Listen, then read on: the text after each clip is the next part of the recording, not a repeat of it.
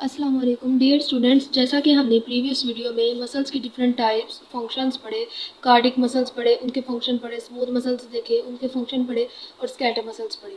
आज हम skeletal muscle का देखेंगे कि स्केलेटल मसल्स जो हैं इनका क्या स्ट्रक्चर है और ये कैसे कंट्रैक्शन रिलैक्सेशन करते हैं। यानी कि स्ट्रक्चर पता होगा तो हम नेक्स्ट देखेंगे कि ये कैसे कंट्रैक्ट करते हैं और रिलैक्स करते हैं। सबसे पहले हम देखते हैं कि skeletal muscles consist of a lot of muscle fibres. बहुत ज़्यादा मसल फाइबर्स पर मुश्तमिल होते हैं स्केलेटल मसल्स, और हर मसल फाइबर जो है उसमें 100 to 1000 मायोफिब्रिल्स होते हैं। 100 to 1000 मायोफिब्रिल्स होते हैं हर मसल फाइबर्स में, और skeletal muscles consist of a lot of muscle fibres. Next अब हम देखते हैं कि जो जो चीज़ें सेल में हैं, यानी कि सेल में जो सेल मेम्ब्रेन है स्केलेटल मसल में, हम उसे क्या कहेंगे, सार्कोलीमा। यानी कि मसल की मेम्ब्रेन को क्या कहेंगे, सार्कोलीमा। सेल में जैसे साइटोप्लाज्म था तो मसल के फ्लूइड को क्या कहेंगे, सार्कोप्लाज्म। सेल में जैसे एंडोप्लाज्मिक रेटिकुलम था, मसल में हम इसे क्या कहेंगे, सार्कोप्लाज्मिक रेटिकुलम। अब हम मसल्स का स्ट्रक्चर देखते हैं कि ये मसल फाइबर्स क्या है, मायोफिब्रिल्स क्या है, सार्कोलीमा क्या है, सार्कोप्लाज्म, सार्कोप्लाज्मिक रेटिकुलम क्या है। इन सब का स्ट्रक्चर देखते हैं तब आपको समझ आएगी कि ये क्या है। अब हम देखते हैं स्केलेटल मसल्स का स्ट्रक्चर कैसा होता है। जैसा कि मैंने आपको प्रीवियस वीडियो में बताया था कि जो ये स्केलेटल मसल्स हैं ये वो मसल्स होते हैं जो बोन्स के साथ अटैच होते हैं थ्रू टेंडन। यानी कि ये टेंडन के थ्रू बोन के साथ अटैच होते हैं और लोकोमोशन और मूवमेंट में हेल्प आउट करते हैं। स्केलेटल मसल जो होते हैं वो 40% बॉडी मास जो होता है हमारा वो स्केलेटल मसल्स पर कंसिस्ट होता है। अब मसल्स को जब हमने जूम आउट करके इनका क्रॉस सेक्शन एरिया देखा, जूम आउट करके देखा, तो ये जो मसल्स की आउटर लेयर है ये कवरिंग होती है, मसल्स की आउटर लेयर पर कवरिंग होती है एपीमीसियम की। ये एपीमीसियम क्या करती है कि मसल्स को प्रोटेक्ट करती है फ्रिक्शन से। अगर कोई भी मसल है जब उसने कॉन्ट्रैक्ट रिलैक्स करना है तो उसमें फ्रिक्शन पैदा होगी, तो ये फ्रिक्शन से प्रिवेंट करती है उसको, मसल्स को किसी भी रगड़ से बचाती है। नेक्स्ट अगर मसल्स का ये जो इनर पार्ट है इसको देखें तो इसके अंदर क्या है, बंडल्स ऑफ मसल्स। यानी कि बंडल्स ऑफ मसल्स मिलकर स्केलेटल मसल बना रहे हैं कि ये यहाँ पे बंडल्स होंगे जिनको हम किसी भी एक बंडल को क्या कहेंगे, फैसिकुलाई। ठीक है, अगर हम इस बंडल को जूम आउट करके देखेंगे तो इसमें जो एक बंडल है उसकी आउटर कवरिंग होगी, प्रोटेक्टिव कवरिंग होगी, जिसे हम कहेंगे पेरीमीसियम। तो ये पेरीमीसियम जो है ये इस बंडल को जो है दूसरे बंडल से प्रोटेक्ट करती है, यानी कि प्रोटेक्टिव कवरिंग है ये एक बंडल की। नेक्स्ट अब जब हमने इस बंडल को जूम आउट करके देखा तो इसमें थे मसल फाइबर्स, यानी कि मसल्स में थे मसल्स के बंडल्स। बंडल्स को जब हमने जूम आउट करके देखा तो उसमें थे मसल फाइबर्स। मसल फाइबर्स की जो लेयर है आउटर लेयर ये होती है एंडोमीसियम की, एंडोमीसियम की होती है, और जो इनर लेयर होती है मसल फाइबर की उसे हम कहते हैं सार्कोलीमा। यानी कि मसल की लेयर को हम कहते हैं सार्कोलीमा, और आउटर कवरिंग कौन सी होती है, एंडोमीसियम की। अब जब हमने मसल फाइबर को जूम आउट किया तो हमें पता चला कि मसल फाइबर कंसिस्ट होता है मायोफिब्रिल से। यानी कि इस मसल फाइबर में बहुत सारे मायोफिब्रिल्स होते हैं जिनका डायामीटर होता है 1 to 2 माइक्रोमीटर। अब हम इस सार्कोलीमा को जूम आउट करके देखते हैं, इसको समझते हैं कि ये क्या है। अब ये एक मसल फाइबर है, ये इसकी आउटर लेयर है एंडोमीसियम, इनर लेयर है सार्कोलीमा, और जो इसके अंदर फ्लूइड है उसे हम कहते हैं सार्कोप्लाज्म। और इसमें जो प्रोटीन्स हैं ये देखेंगे, जो प्रोटीन है उसे हम कहते हैं मायोग्लोबिन प्रोटीन। इसमें ग्लाइकोजन भी होते हैं और मल्टी न्यूक्लियस होते हैं, यानी कि बहुत ज़्यादा न्यूक्लियस होते हैं जो यहाँ पे पेरिफेरल पार्ट पर वो प्रेजेंट होते हैं। न्यूक्लियस मल्टी न्यूक्लियस होते हैं, बहुत ज़्यादा न्यूक्लियस होते हैं।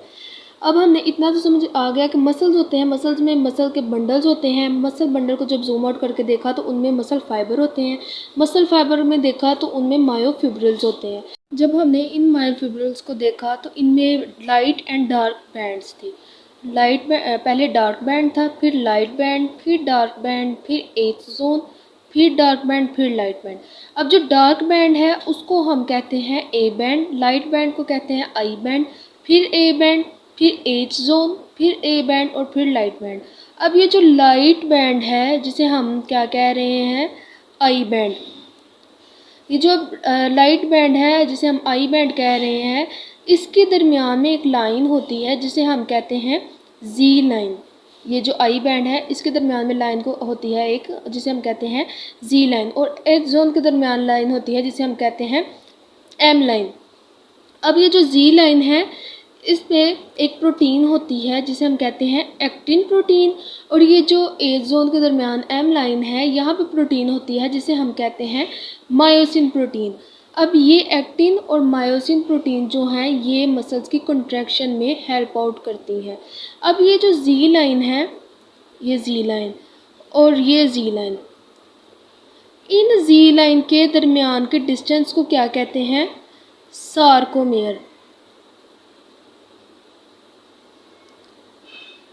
इन जी लाइन के दरमियान के डिस्टेंस को कहते हैं सार्कोमेयर। अब ये तो हो गया एक मसल का ओवरव्यू कि मसल में क्या क्या चीज़ें होती हैं, कौन कौन से बैंड्स होते हैं, कौन कौन सी प्रोटीन्स होती हैं। नेक्स्ट अब हम देखते हैं कि स्केलेटल मसल्स में कैसे फंक्शन परफॉर्म होता है, कैसे कंट्रैक्शन होती है, देखते हैं नेक्स्ट। अब हमें पता चल गया कि मसल फाइबर्स क्या हैं। स्केलेटल मसल में मसल फाइबर्स होते हैं। मसल फाइबर्स में 100 to 1000 मायोफिब्रिल्स होते हैं, और अब इन मायोफिब्रिल्स के अंदर 1500 मायोसिन प्रोटीन्स और 3000 एक्टिन प्रोटीन होती हैं। ये कॉन्ट्रैक्टाइल प्रोटीन होती हैं। मायोफिब्रिल्स के अंदर एक्टिन मायोसिन फिलामेंट्स होते हैं, ये प्रोटीन्स होती हैं, कॉन्ट्रैक्टाइल प्रोटीन्स होती हैं जो कॉन्ट्रैक्ट करती हैं मसल को। अब नेक्स्ट देखते हैं कि क्या है नेक्स्ट स्ट्रक्चर इसका। ये देखें, जैसा कि मैंने आपको बताया था कि दो जी लाइन्स होती हैं आई बैंड के दरमियान। इन जी लाइन्स के दरमियान के डिस्टेंस को सार्कोमेयर कहते हैं।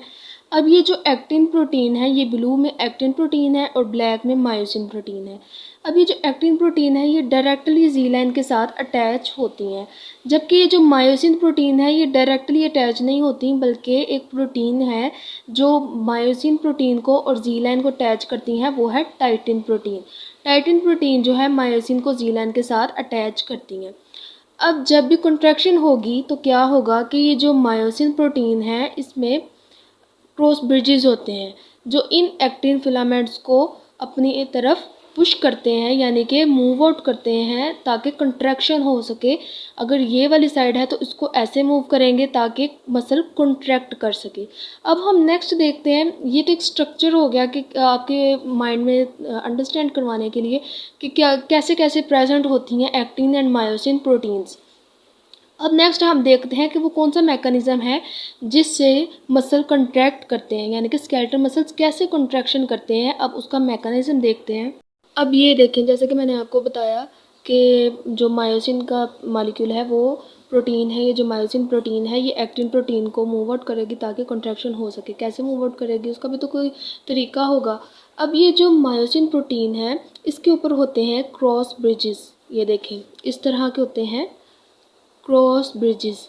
अब ये जो क्रॉस ब्रिजेस हैं ये एक्टिन फिलामेंट के ऊपर होते हैं एडीपीज, छोटे छोटे। ये उन एडीपीज के साथ अटैच होंगी। जब कंट्रैक्शन करवानी होगी तो उन एडीपीज के साथ अटैच होंगी, और मायोसिन प्रोटीन मायोसिन फिलामेंट जो है वो एक्टिन फिलामेंट को इस तरफ को ऐसे मूव कर देंगी। जब ये इसके साथ ऐसे अटैच होंगी तो इसको इस तरफ ऐसे मूव कर देंगी और मसल जो है वो कंट्रैक्ट हो जाएगा। अब हम नेक्स्ट देखते हैं इसका मैकेनिज़्म। हम वो मैकेनिज़्म देखते हैं जिससे मसल कॉन्ट्रैक्ट करता है। जैसे हमारा हैंड है, हमें इसे कॉन्ट्रैक्ट करना है तो पहले क्या होगा, ब्रेन हमें मैसेज देगा कि इसे कॉन्ट्रैक्ट करो। ब्रेन से कमांड आएगी, एक्शन पोटेंशियल आएगा थ्रू मोटर नर्व के हैंड को क्या करो, कॉन्ट्रैक्ट करो, मसल को कॉन्ट्रैक्ट करो। जैसे ही एक्शन पोटेंशियल न्यूरोमस्कुलर जंक्शन यानी कि मसल के पास आएगी तो ये जो नर्व है इसमें से एसिटाइलकोलिन रिलीज होंगे। जैसे ही एसिटाइलकोलिन जो है नर्व के मोटर नर्व के एसिटाइलकोलिन जब आके यहाँ पर रिलीज होंगे मसल में, तो ये यहाँ क्या करेंगे, एसिटाइलकोलिन गेटेड कीटाइन चैनल्स को ओपन कर देंगे। एसिटाइलकोलिन गेटेड पॉजिटिव चैनल्स हैं, इनको जब ओपन करेंगे तो क्या होगा, सोडियम आयन जो है वो मूव इन कर जाएगा, यानी कि मसल के अंदर चला जाएगा सोडियम आयन। सोडियम आयन के अंदर मूव इन करने से इनसाइड क्या होगी, पॉजिटिविटी। जब इनसाइड पॉजिटिविटी होगी तो क्या होगा, voltage gated sodium channels open हो जाएंगे। ये सोडियम इन सोडियम चैनल्स के थ्रू अंदर नहीं आया, acetyl choline gated positive channel के ओपन होने से अंदर आया। जब इनसाइड पॉजिटिविटी होगी तो voltage gated sodium channels open हो जाएंगे। जब voltage gated sodium channels open होंगे तो क्या होगा, एक्शन पोटेंशियल जनरेट होगा, डीपोलराइजेशन हो जाएगी मसल फाइबर में और एक्शन पोटेंशियल जनरेट होगा। इस एक्शन पोटेंशियल से क्या होगा, जो इंडोप्लाज्मिक रेटिकुलम है मसल का यानी कि सार्कोप्लाज्मिक रेटिकुलम, ये कैल्शियम आयंस को रिलीज़ कर देगा। जैसे ही कैल्शियम आयन को रिलीज़ करेगा तो जो मायोसिन हेड है वो अटैच हो जाएगा एक्टिन के साथ और कंट्रैक्शन कर देगा। यानी कि इस कैल्शियम आयन के सार्कोप्लाज्मिक रेटिकुलम से रिलीज़ होने के बाद ये जो मायोसिन हेड है ये अटैच हो जाएगा एक्टिन के साथ। जैसे कि मैंने आपको बताया कि मायोसिन एक्टिन के साथ अटैच होकर उसको मूव आउट करेगा और कंट्रैक्शन हो जाएगी। अब कुछ देर बाद ये कैल्शियम आयंस जो हैं ये पम्प्ड बैक हो जाते हैं टू सार्कोप्लाज्मिक रेटिकुलम, यानी कि कुछ देर कंट्रैक्शन के बाद ये कैल्शियम आयंस पम्प्ड बैक हो जाते हैं फिर से सार्कोप्लाज्मिक रेटिकुलम के पास और मसल कंट्रैक्शन सीज हो जाती है यानी कि रुक जाती है। अब हमने ये देखा मैकेनिज्म ऑफ कंट्रैक्शन देखी है हमने, जिसमें क्या हुआ था, एक्शन पोटेंशियल मोटर नर्व के थ्रू आया, ब्रेन से कमांड आई मसल के पास आके इस नर्व ने क्या किया, एसिटाइलकोलिन रिलीज किए। एसिटाइलकोलिन ने क्या किया कि एसिटाइलकोलिन गेटेड कैटायन चैनल्स को ओपन कर दिया। जैसे वो चैनल्स ओपन हुए तो सोडियम आयंस अंदर मूव हो गए यानी कि मूव इन मसल्स हो गए। तो वहाँ पे क्या हुई, इनसाइड पॉजिटिविटी हो गई।